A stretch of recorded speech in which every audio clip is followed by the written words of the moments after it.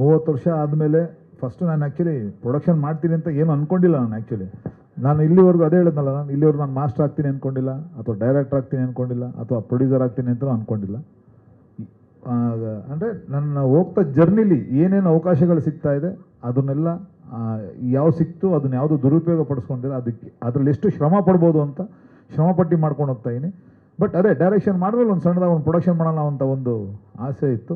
ಅದನ್ನು ಏನಂತಂದರೆ ಈಗ ಭಗವಂತ ನನಗೆಲ್ಲ ಕೊಟ್ಟಿದೆ, ಇಂಡಸ್ಟ್ರಿಯಿಂದ ನನಗೆ ಭಗವಂತ ಏನೋ ಕೊಟ್ಟಿದ್ದಾನೆ. ಇನ್ನು ಮಿಕ್ಕಿದ ನಾ ಇಂಡಸ್ಟ್ರಿಗೆ ಏನೋ ಒಂದು ಮಾಡಬೇಕು ಅಂತ ಒಂದು ಪ್ರಯತ್ನ ಇದೆ ಅಷ್ಟೇನೇನು. ಸರ್ ಇದು ಕಂಟೆಂಟ್ ಓರಿಯೆಂಟೆಡ್ ಸಿನಿಮಾ ಸರ್. ಇದು ಆ್ಯಕ್ಷನ್ ಅಂತ ಅಲ್ಲ, ಆ್ಯಕ್ಷನ್ ಕತೆಗೆ ಎಷ್ಟು ಬೇಕು ಅಷ್ಟು ಖಂಡಿತ ಇದೆ, ಅದಂತೂ ಗ್ಯಾರಂಟಿ. ಹಾಂ ಹೌದು ಇರಲೇಬೇಕಲ್ಲ ಸರ್, ನನ್ನ ಸಿನಿಮಾ ಅಂತಂದ್ರೆ ನಾನೇನು ಒಂಚೂರು ಏನೋ ಕತೆ ಒಳಗಡೆ ಏನು ರಿಯಲಿಸ್ಟಿಕ್ ಬರುತ್ತೆ ಅನ್ನೋದು ಇದೆ, ಅದಕ್ಕೋಸ್ಕರ ಅದನ್ನು ಮಾಡಿದ್ದೀನಿ ಅಷ್ಟೇ, ಏನಿಲ್ಲ. ಎಲ್ಲೂ ಕಾಂಪ್ರಮೈಸ್ ಆಗ್ದಿರ ಸಿನಿಮಾಗೆ ಏನು ಬೇಕು ಅದನ್ನ ಮಾಡಿದ್ದೀನಿ.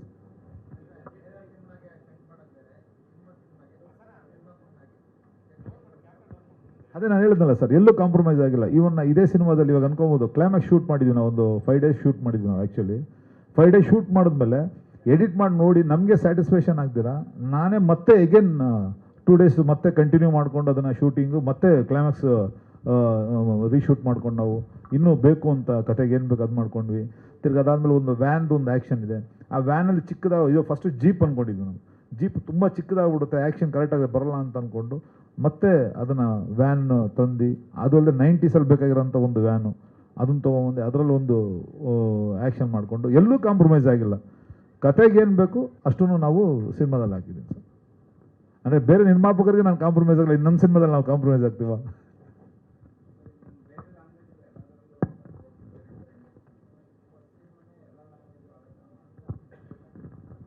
ಸರ್ ಅದೇ ಹೇಳಿಲ್ವ ಸರ್, ಈ ಸಿನಿಮಾ ಆ್ಯಕ್ಚುಲಿ ನಾವು ಕನ್ನಡ ಮತ್ತು ಮಲಯಾಳಂ ಎರಡೂ ನಾವು ಮಾಡ್ಕೊಂಡಿದ್ವಿ. ನಮ್ಮ ಕನ್ನಡದಲ್ಲಿ ಫಸ್ಟ್ ನಾನು ಮೊದಲನೇ ಹೆಜ್ಜೆ ಇಡ್ತಾರದ್ದು ಏನು ನನ್ನ ಕನ್ನಡ ಪ್ರೇಕ್ಷಕರು ಯಾವ ರೀತಿ ಬೆನ್ತಟ್ಟಿ ಪ್ರೋತ್ಸಾಹಿಸಿದಾರೋ ಅದ್ರ ಮೇಲೆ ಇನ್ನು ಕಂಟಿನ್ಯೂಷನ್ ಮಾಡ್ಕೊಂಡು ಹೋಗೋಣ ಅಂತ ಎಲ್ಲ ಪ್ಲ್ಯಾನ್ ಮಾಡಿ ರೆಡಿ ಮಾಡಿ ಇಟ್ಕೊಂಡಿದ್ದೀವಿ ಸರ್.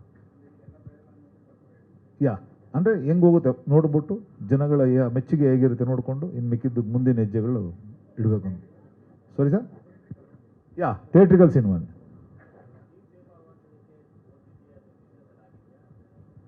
ಸರ್. ಆ ಥರದ್ದೇನಿಲ್ಲ, ಸಿನಿಮಾ ಮಾಡಿದ್ದೀನಿ ನಾನು. ಸಿನಿಮಾ ಮಾಡಿ ಒಂದು ಮೊದಲನೇ ಹೆಜ್ಜೆ ಇಟ್ಟಿದ್ದೀನಿ. ಇನ್ನು ಸೇಫ್ ಮಾಡೋದು ಬಿಡೋದು ಎಲ್ಲ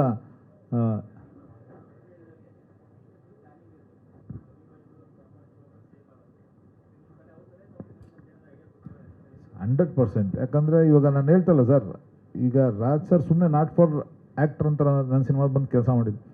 ಬಟ್ ಅವ್ರದ್ದೇ ಒಂದು ಬ್ಯಾನರಲ್ಲಿ ಯಾವ ರೀತಿ ಒಂದು ವರ್ಕ್ ಮಾಡ್ತಾರೋ ಅದೇ ರೀತಿ ಕೆಲಸ ಮಾಡಿದ್ರು. ಇವತ್ತಿಗೂ ನಾನು ಹೇಳ್ಬೇಕಂತಂದ್ರೆ ಇವತ್ತು ಬೆಳಗ್ಗೆ ನಾನು ಬಾಂಬೆಯಿಂದ ನಾನು ಟ್ರಾವೆಲ್ ಮಾಡ್ಕೊಂಡ್ಬಂದಿರೋದು.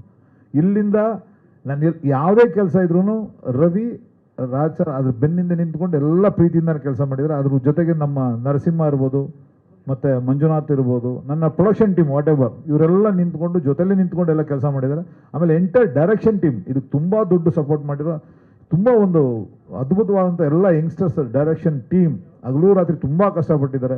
ಅವ್ರುಗಳ ಒಂದು ಎಫರ್ಟು ಈ ಸಿನಿಮಾ ಸರ್.